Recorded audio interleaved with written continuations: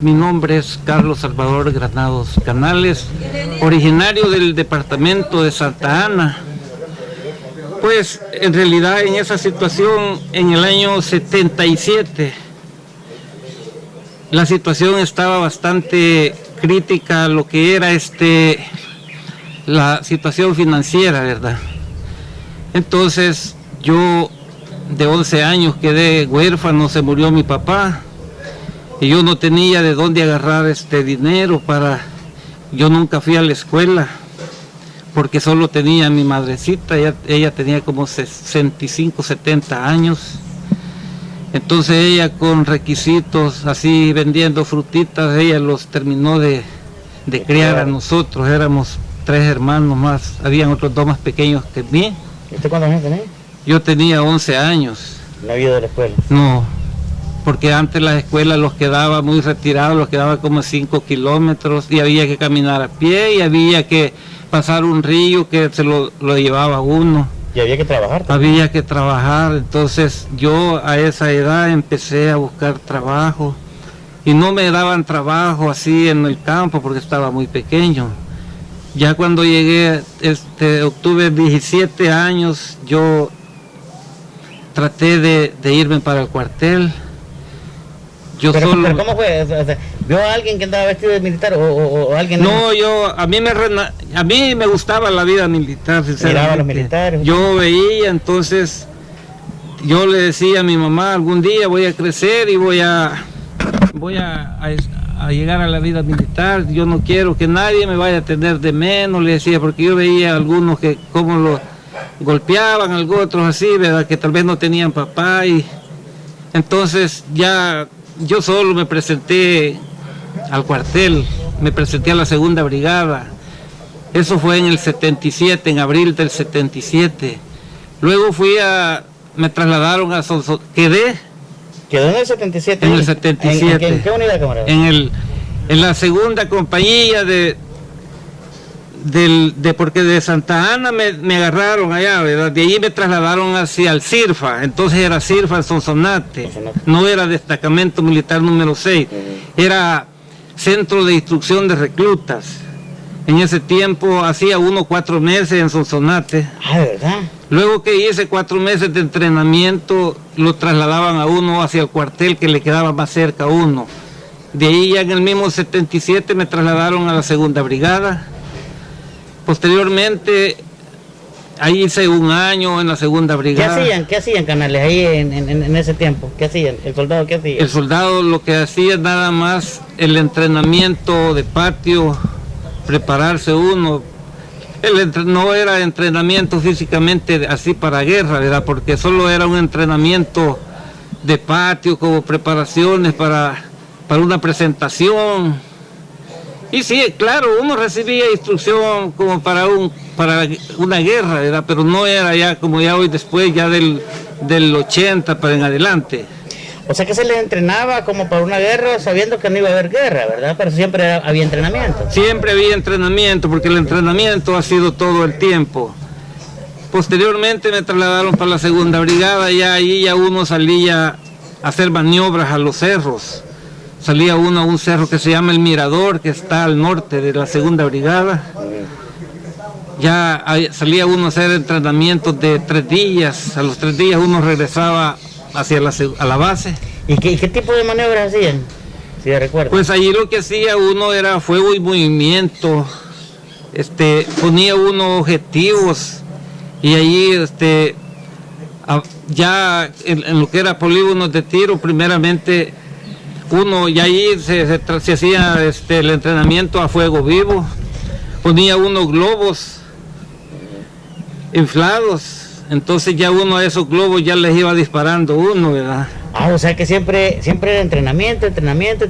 El entrenamiento siempre se ha hecho, entonces nosotros ya hacia adelante se ponían objetivos que eran globos inflados, y ya uno a una cierta distancia ya empezaba a hacer el fuego en movimiento. Y luego terminé mi tiempo en la segunda brigada, salí en el 78, pasé nada más hasta el 80. En el 80, cuando quemaron la segunda brigada. ¿Cómo así? ¿Cómo así? Fue cuando el capitán Mena Sandoval quemó la segunda brigada, sacó una compañía y fue para la ofensiva. Del 80, el 81, el 80. Fue en enero del 81. Enero del 81.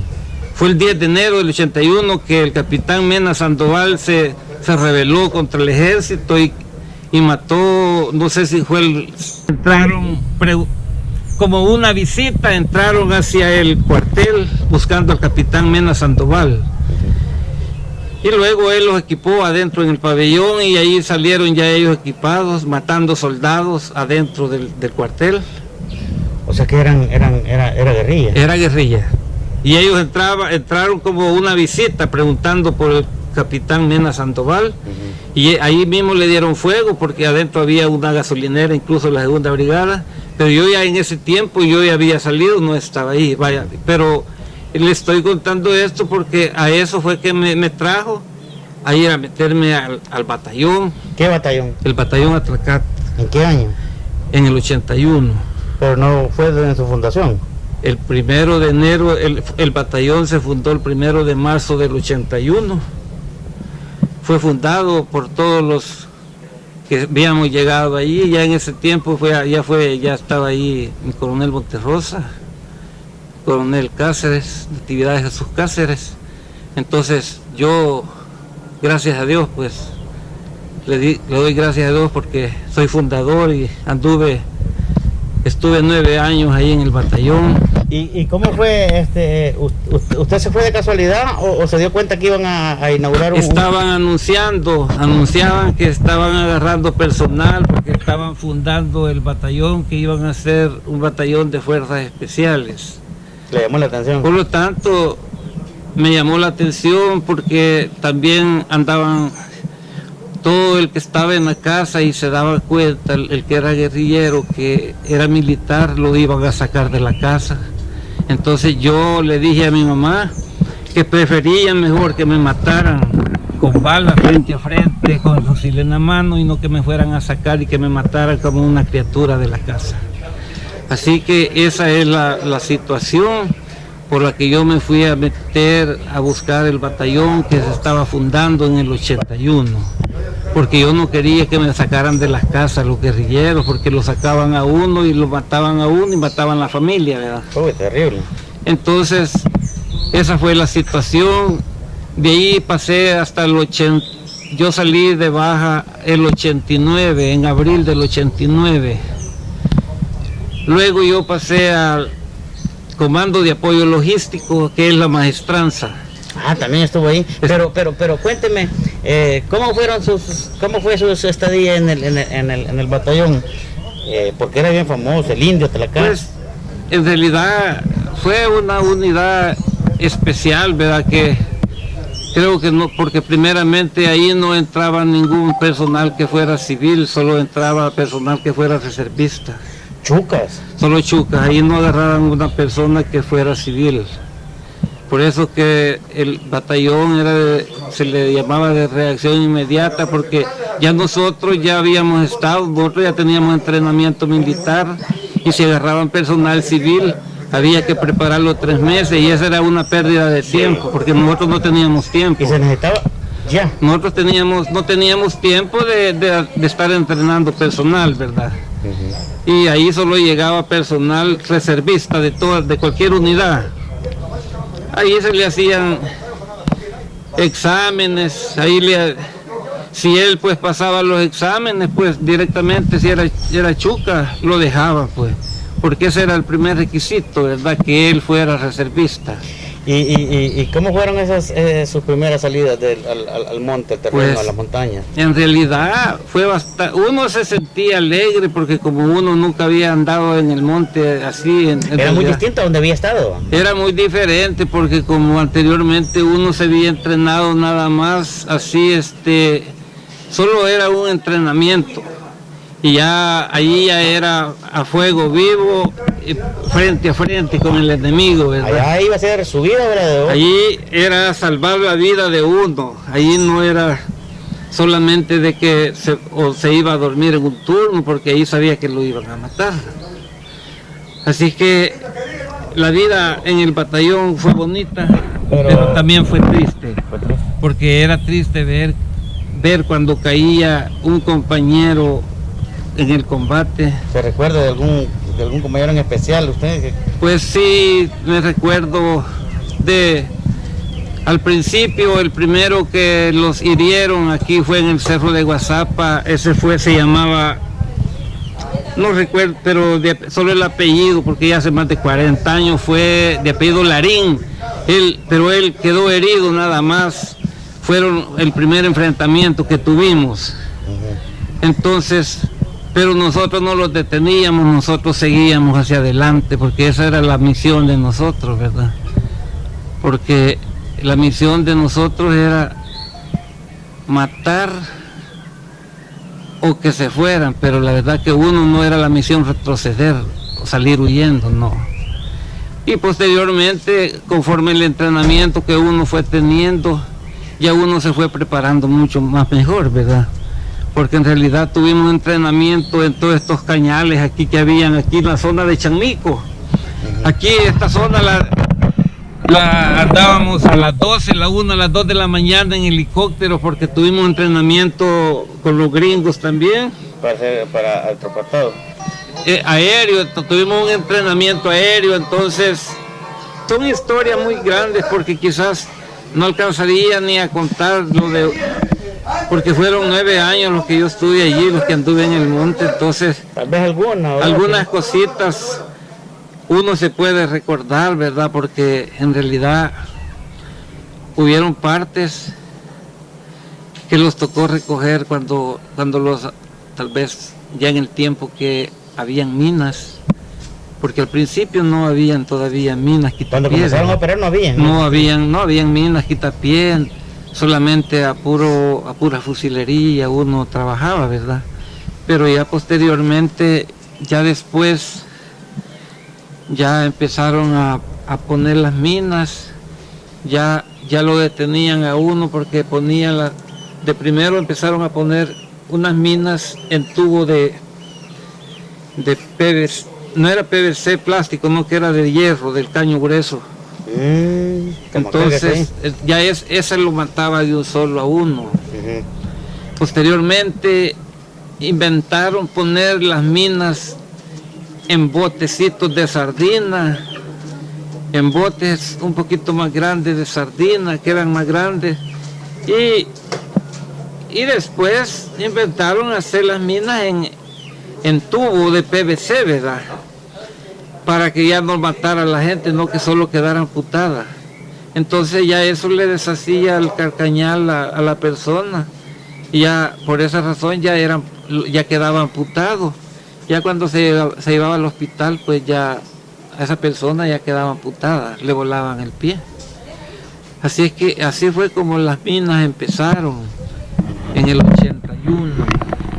Después ya esas minas ya no las quitaron, ya eso ya quedó perennemente, ya por la guerrilla, ¿verdad? Porque después, ya por esa razón es que está todo el personal amputado. Un montón. Y fue por las minas, pero al principio todo el que se paraba en una mina moría, porque antes las minas las hacían una mina que se llamaba Rayo de la Muerte. Criminal. Era criminal, esa era para detener las patrullas, porque era una mina grande, más o menos así, como una U venía siendo, ¿verdad? Entonces, ya uno, así fue como a veces le mataron personal, porque los tocó, a veces los mataron uno en una emboscada, aquí en Usulután. Había uno que se llamaba Loaiza Hernández, muy amigo de nosotros, aquí con mi hermano Martínez Flores. Desde allí mismo mataron a otro que era cabo, y salieron como 4 heridos, porque solo iban 5, solo una patrullita de 5, y y le tenían una emboscada, ¿verdad? Entonces, como todos quedaron heridos, ya no alcanzaron a repeler el ataque. Y así fue como salieron esos muertos y los heridos. Después fue que llegamos a rescatarlos nosotros, pero ya ellos ya solo fue a recoger todos los heridos. Y así en muchas veces, en muchas ocasiones, verdad que sería mentiroso. Yo sí le diría a usted que voy a contarle todo. No, la verdad que no, porque No se puede, hay mucho. aquí otra vez, aquí en Tenancingo, recuerdo yo, allí la guerrilla se acabó, un batalloncito se llamaba, era de Sonsonate, el batallón Jaguar. El Jaguar, sí. El Jaguar, ese batallón se lo acabaron.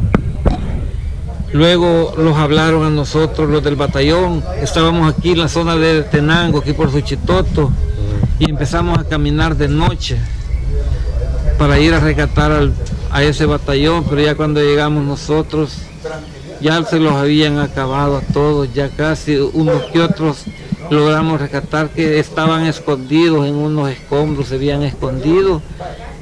Allí no se atinaba si empezamos a recoger los brazos, empezamos a recoger las piernas, las cabezas de todo el personal. Ahí no se atinaba si eran de guerrilleros o eran de soldados, porque como ahí llegó el avión, ¿verdad? Entonces el avión empezó a matar. La situación fue de que los guerrilleros capturaron al grupo de mando. El grupo de mando andaba al mando el batallón andaba al mando de un capitán de apellido Calvo, si no me equivoco, era de aquí de Sonsonate, el capitán Calvo. Y los guerrilleros capturaron al grupo de mando. El grupo de mando andaba, si no me equivoco, son 3 radios los que